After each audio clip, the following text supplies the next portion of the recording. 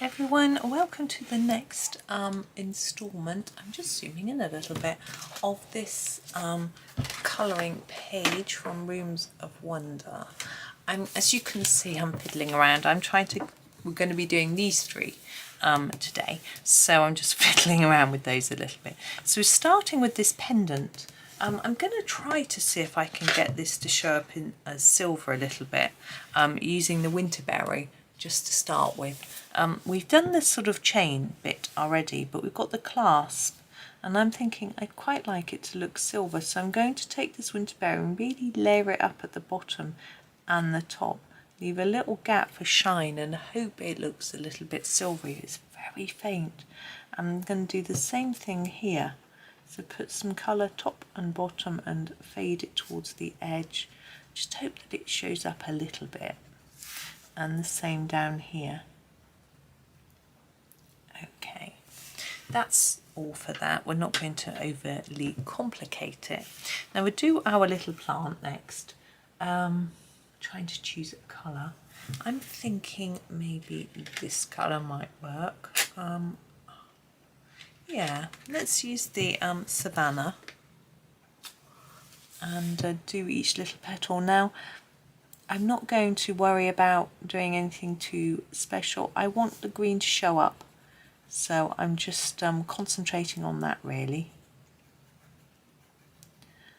and just sort of blocking it in, layering it up so that it's quite vibrant. Now around here we have this sort of bit here and here. Not sure what that really is. I think I am going to do that in the same green. I'm going to try and fade it a little bit towards the base as if to make it look like it's a bit shiny, but I don't really know what it is. But hopefully that'll work. And I'm also going to do the same here, so darker here and a bit less towards there. It doesn't actually line up with where I've left the shine on the silver bit. Pretend it does there a bit better. It really would look better if that gap lined up with there, but it can't because you can't see it. Anyway, it is what it is. And in the background I thought maybe a sort of pale yellow might work. So I'm grabbing this mimosa. You can't see. Look at that, it's so faint. And I'm just going to sort of fill in this bit. So we'll just fit it all in. I'm layering up a little bit because it is a pale colour and we want to be able to see it. I think it looks quite jolly. Now I think the way this is drawn, it's supposed to be like a shiny enamelled pendant, or even maybe have a glass covering, something like that, but I'm just gonna have fun and fill it in like this, and I'm happy with it looking like that. If you want it to look more glassy, you could put some white pen, but as it's yellow it's not really going to show up, so I'm not too worried. We have the fun one next. We have the teeth. I'm going to do this sort of I'm really not sure what colour to colour the actual teeth. Anyway, let's do the sort of gum bit, whatever you call it on false teeth. I really have no idea. And we use the amaryllis, and I'm just going to do a layer and see where it gets us really. I wanted to make it look quite pretty.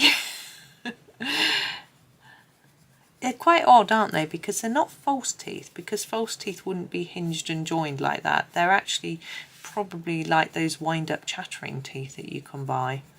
I don't know if you can buy them anymore. My kids used to have a pair and they had like feet on them. They're quite amusing. They used to make them giggle anyway.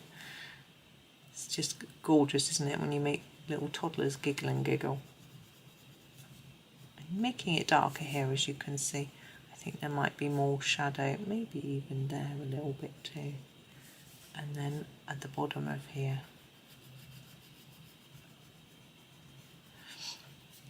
Yeah, it's nothing like making little ones giggle. It's lovely. I'm going to do it in here as well, because I think it would be, you know, there wouldn't be a gap in the bottom. There we go. Now we have a little hingy bit here. Could be any colour really. I would be tempted to try and do it silver, but no. scratching my head now. Let's just grab a pencil and colour it. Let's do it pearl.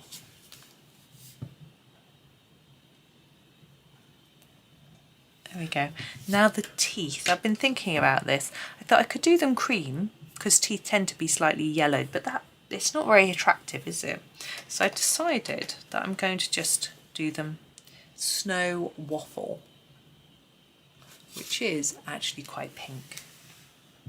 Of course, you could just leave them white, but I felt that it would just look like I hadn't coloured them, which obviously I wouldn't have done, and I just wanted to colour them in, and I think they're quite nice in pink. There we go. So there is our teeth. They're fun, aren't they? And we've got a bottle with a cork, which is good fun. So we need to, I'm going to start with the cork actually. I'm going to grab this colour, which is the apricot twist, which I'm tending to use for my sort of browns. I just colour it in with an even layer first. And then on the very edge, I'm going to layer it up a little bit.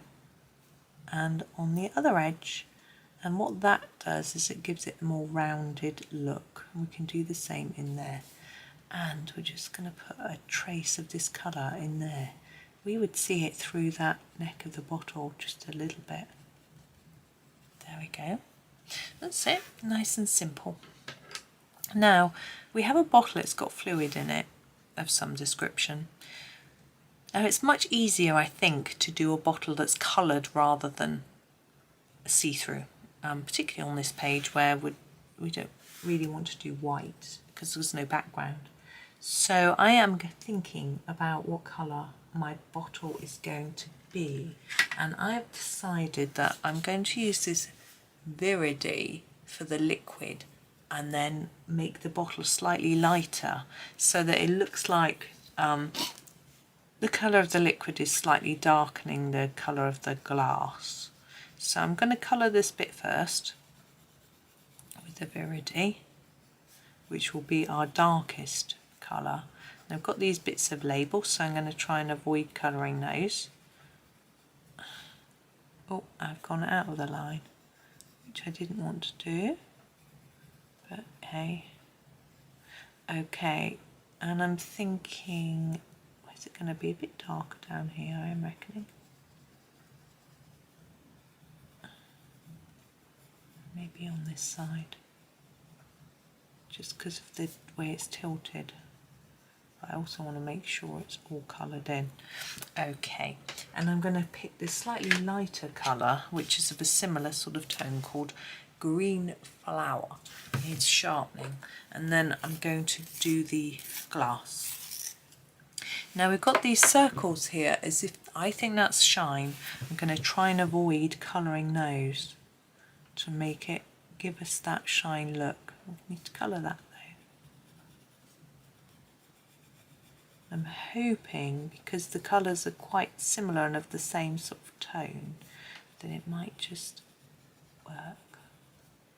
I'm going to do it a bit darker on the edge of the neck here, so more layers and less towards the middle. I'm going to just do this bit where we've got no circles, just where it's a bit easier for me to try and give an idea of shine, and then try and leave those blank. It's really difficult because they're small. I've probably gone right over them. Tried. There we go. Now we've got our label to do. I want to use different colours for the label. I'm thinking maybe beigey browns though, as if it might be sort of old faded label. So I'm going to use the cream rose and do this inside part with that. And it's a label, it's just going to be a flat colour, and that bit too, like that. And then a slightly darker colour, which I'm going to sharpen. I don't know if it's dark or light. Actually, this is lighter. Might work. We'll see. This is the candytuft. I'm going to try it for this bit. Oh, it wants to break now. I think it works. There we go. Now, if you've got if you're using white pen, you might want to put some along the bottle to make it look more shiny. I'm not sure how well it would stand out on this with such pale colours, which is why part of the reason why I'm not doing it. Okay, I am going to have a go at the dinosaur. So we need to come out of it, move him along. Yeah, there he is. Or actually, should we do the butterfly? Let's do the butterfly. Dinosaur's quite big. I think we might need to do him, he might take a bit too long. Let's do the butterfly. Now the body I'm going to do in a brownish and a greyish colour, sorry. I'm going to use the peach rose, it's quite a pale colour. Just going to layer it up quite a bit. You may find that you still can't really see it. But I'm not going to try and do any fancy shading with it because it is such a pale colour. There we go. Now I'm going to use just a couple of colours I think on the butterfly. Maybe 3. I'm going to start with the periwinkle. It's just a pretty, whoops, there it is, pretty blue. And I am going to do some of the main areas. I want it more intense near the body and then fade it out towards the edge of the wing. I think it's quite pretty if you do that. We'll leave these square sections for another colour to fill. I'm going to leave that bit and do this one. I'm not sort of intentionally doing stripes, but I think it sort of works. There we go. And down here I am going to put darker colour in there and then a bit lighter towards the tip, and the same in this section. So you notice I'm sort of ignoring some of this detailing. You know, it still shows through, we can still enjoy it, but it's a little bit too much for me to sort of deal with really. I want to simplify it just a little bit. So this side is going to be identical. Often when you're trying to do a symmetrical pattern, it can be worth doing one part and then its symmetrical counterpart right away so that you don't forget what you were doing. I'm not going to forget here, but I wouldn't start a different colour. I get all of this colour done so that I can see where it's got to be. There we go. I'm wondering, I'm going to do in this bit as well, and this bit, and here. That bit I just did a lightish layer. Here I'm going to make it a little darker there and lighter there, like I have with the other bits on this top wing. There we go. And now I'm going to grab another colour. I'm thinking I'd quite like I think I quite like a pink to go with that. I'm just looking at what I have got. I'm thinking, have we used this one? I don't think we've used it for a bit. This is the camellia. I think we used it for the dots on there.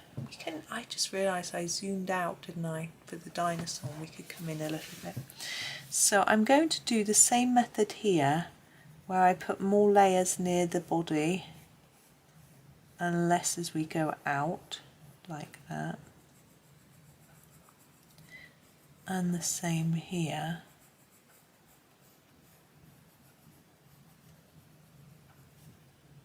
And then maybe just a lighter tone down here, because we faded our blue, so I'm thinking we don't want to overpower it with pink. Now here I'm going to do a darker here, fade down to this bit. Now doing the dark to light, I think I just realised that bit I've done blue in that side, so I'm just going to grab my periwinkle and do that bit in blue. Someone's saying, how do you fade a colour? They find it really difficult, and I used to as well. you have to do a really, really light pressure. Hardly touch the paper, barely massage it. Let the paper take the colour from the pencil rather than you pushing the colour in. It takes practice. You can hold the pencil slightly more on its side. That tends to help a little bit as well. So rather than going straight down like that, where if you're doing it sideways, you can't put as much pressure on it, so it's a little bit fainter. But just keep practicing. A lot of colouring is just about practice, and the more you practice, the better you're going to be. And hopefully you're going to have fun along the way. Right, let's pull that out so we can see. Actually, we can move the book a little bit so we can see what we've done. So we've done this, this, and this today. So we've got a fair bit done actually. So there are all of our little items. We've done 4 items, haven't we? And we will do the dinosaur next time. I just think it's a little bit big, maybe for fitting into the 5 minutes I wanted to use at the end of the video. But that's us for today. So thank you very much for watching. Have a really lovely day and happy colouring.